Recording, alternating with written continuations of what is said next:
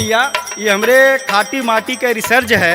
ये प्रधान लोग जो नरेगा में अनदेखी करते हैं, 45 साल के उम्र ऊपर वाले लोग को अनदेखी, और जो जवान लेडीज़ हैं उनके लिए अलग उनके लिए कोटा दिया जाता है नरेगा में। तो उसके ऊपर एक गाना, नरेगा में काम हम करबे, नरेगा में काम हम करबे, तोहार राजा बोली न साहबे।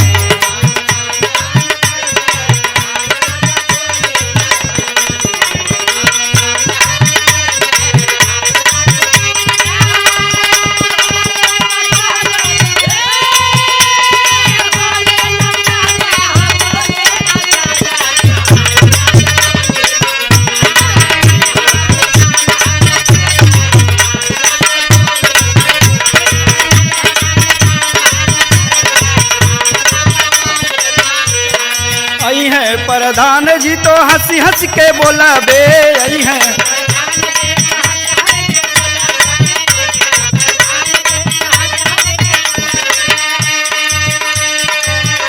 आई हैं प्रधान जी तो हंसावे।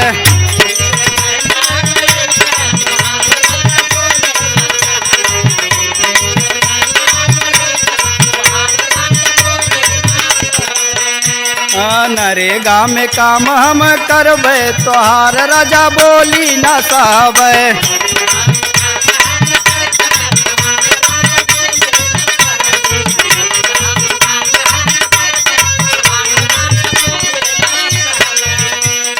मुंशी मेरठ जो हाजिरी लगाई हैं,